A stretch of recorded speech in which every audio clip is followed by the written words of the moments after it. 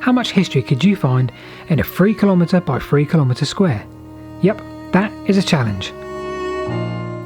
As you'll know by now if you watch this channel regularly, we love maps. I was sat the other day browsing some old OS maps and I was looking at an area, wondering about everything that had gone before. The markings, the routes, all of the landscape tells so many stories. And it got me thinking how much history was in that one small area I was looking at. How much could you trace now and what was still there for you to explore? So maybe this could be a little challenge for you. If you're able to get out and about, pick up a map and find something that you think looks interesting. Find something that you aren't sure of what it is and get researching your 3 km by 3 km square.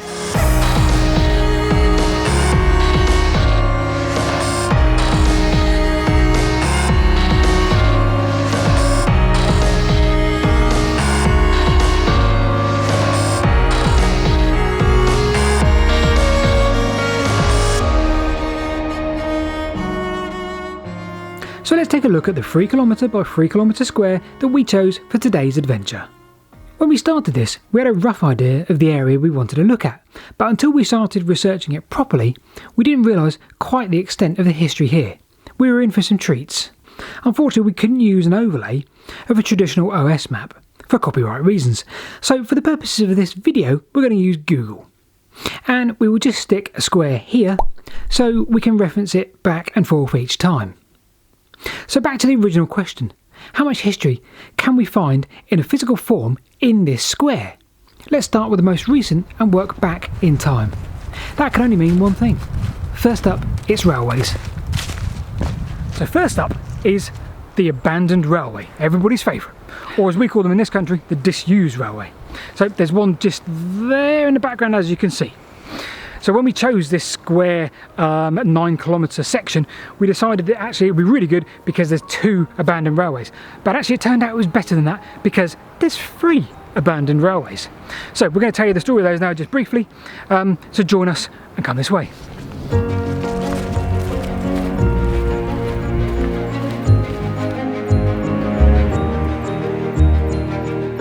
So you join us at the bottom of the 9 km square and you join us on a GWR branch line, essentially built because the businessmen of Marlborough campaigned for a line from the Berkshire and Hampshire extension line just down there up into their town. GWR buckled and they built a very cheaply built 7-foot broad gauge 5-mile steeply gradiented line.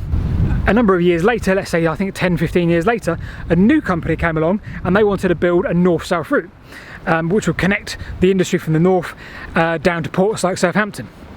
So they decided that this route was what they wanted to use as part of that. And for a number of years they did just that, and they paid GWR an amount of money each year to use the line, but it wasn't perfect. It was in poor disrepair, it was very steeply gradient, not ideal circumstances for what would be considered a really important north-south route. So along came London Southwestern Railway, sent across a man called Sam Fay, who helped them build a line right next to where we stood now. So this is the GWR branch line, what we're on right now. Right there is the Midlands and Southwestern Junction Railway. So that left the main line a lot further back and allowed for a much smoother gradient, plus the fact that around about 300 yards further on from here it went into a 647-yard tunnel. It took its first Midlands and Southwestern Junction Railway train in 1898, and some significant sums of money gracing the palms of the Marquis of Aylesbury, the landowner at the time. So that gives us 2 abandoned railways and an abandoned tunnel. But we did say there was a 3rd abandoned railway. Let's go and have a quick look for that now before we venture further back in time.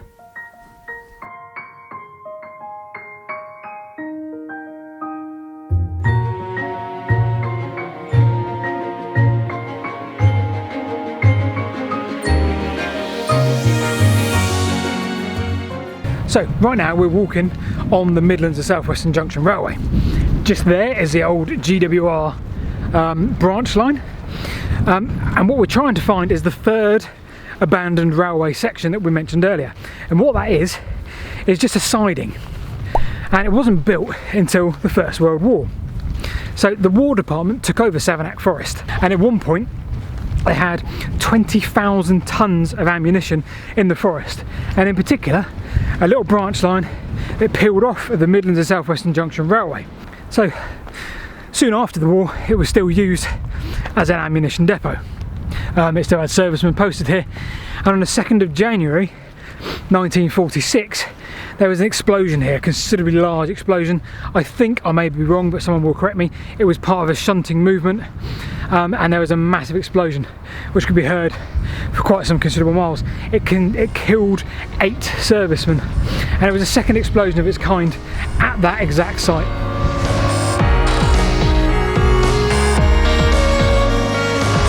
That's about it for railways.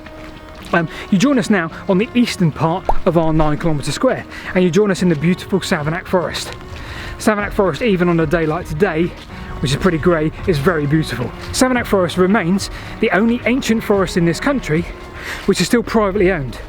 It was first mentioned in 934 AD, and since that point it's been passed down through 31 generations, father to son, and on 4 occasions father to daughter.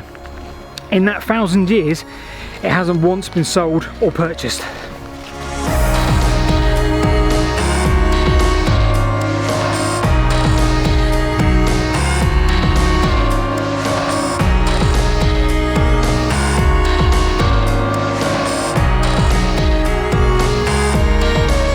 So that's the ancient forest done, which is up to 1,000 years old. So what's next? So we find ourselves now on the western side of the 9 square kilometre. And we are in a ditch, and if you've seen any of our videos, you know we like ditches and embankments and banks and all kinds of shit like that. We do have a habit. We do, yes. So this is what is referred to as the Dike, and it travels 40-50 miles at least across the southern part of the UK. So your first thought is, or my first thought was, it is a trackway, like some of the ones we've made in videos before, because it's an obvious sort of pathway, but it's not. And the common consensus is it's between 490 AD and 600 AD and forms part of a defensive structure. And you can only really tell why they think that is because this side here, which is on the south side, is quite a steep bank, followed by the ditch, followed by nothing. So it's not a complete sort of symmetrical pathway. It is a defensive structure, which is the sort of the common consensus.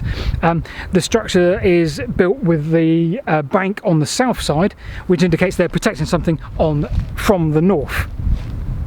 What that is, there's 4 or 5 different theories, but for the time being we're going to put this down as a 1500 year old defensive structure, and we're going to tick that on today's list.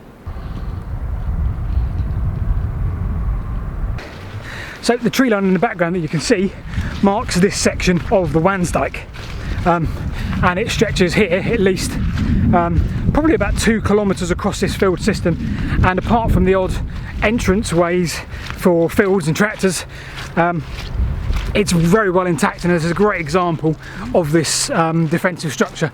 Really good to see. We're now heading back across to the western end of the 9 square kilometre.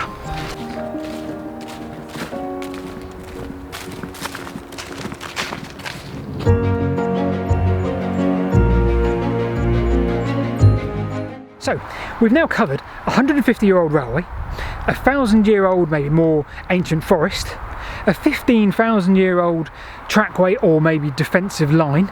Let's step another 500 years back in time and have a look for a Roman road, also in this 9-kilometre square. So the north end, or the top right hand corner of that 9-kilometre square we keep discussing, was host to 2 Roman roads, where 2 Roman roads met. The first one, and we can't really see it overly well, that route down there, that's Ivan McGarry's route number 43, and that went north out of Winchester and on up towards Swindon. Again, down that route there is Ivan McGarry's route number 43. So 43 came out of the north of Salisbury and met right here before it went down the slope and into Midden Hall. So 2 Roman roads converged right here. Now we can certainly make out that one, which is a lesser known one, We can't really make out that one, can we? It's not overly... It's not obvious. It's not obvious, is it? It's there, but it's not obvious. There's a few boundaries, but what we're talking about is a 2,000-year-old road. And since then, there's been a lot of activity, a lot of earthworks in this forest, and we don't really know what they are. And obviously we've got a lot of foliage on the ground this time of year as well, so it's very difficult to define. Yeah.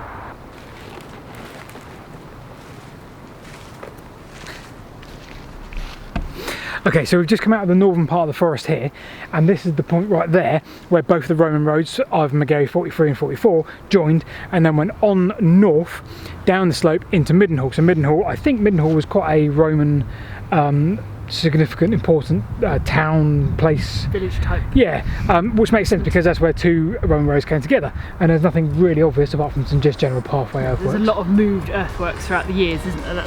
Yeah, most definitely. So that's it, our journey from an abandoned railway in the 1960s to a 2,000-year-old Roman road. We explored an ancient forest and found part of an extensive 1,500-year-old defensive structure. So now it's your turn. Pick a 3 km by 3 km square and go and explore. Let us know what you find in the comments below. And of course, don't forget, if you haven't done so already, click on the subscribe button. See you next week.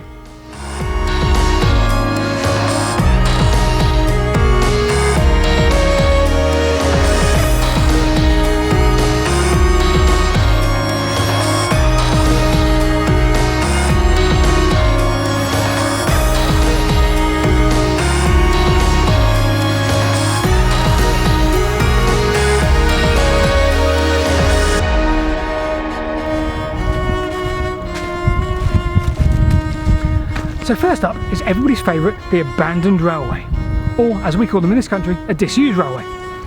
There's one right behind us just there now.